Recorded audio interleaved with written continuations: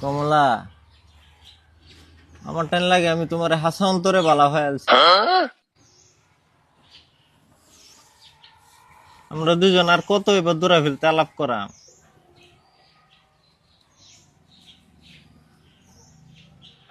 তোমার লাগে খেলে আমার মনটা আনসান আনসান করে।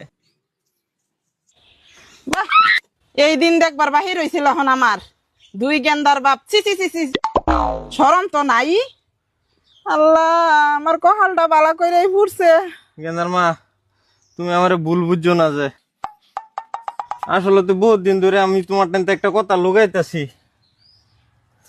কি কথা? আমার একটা বেমার বহুত দিন ধরে বিয়ার আগেতে। কি বেমার?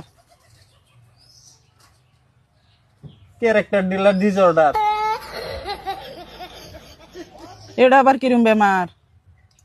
বেড়ানের যদি বেমার সব সেরেন্ডি নিজের গার্লফ্রেন্ড বাবা শুরু করে। ও আচ্ছা, ফেস নাই, তুমি আলাপ করো।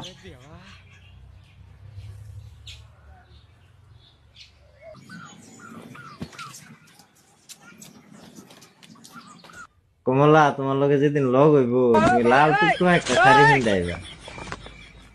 আর তোমার লাগে আমি কি লয়ে যাইতাম। अरे क्या करूं मैं इसका क्या करूं इसका তোমার লগে আলাপ করে আমার কি বাজে সারাটা দিন জাগে আমি কইতেই পারি না। अच्छा মনে হলো সারাদিন তোমার আলাপ শুনতেই থাকি। তোমার আলাপটি আমার টাইম মধুর মতন লাগে।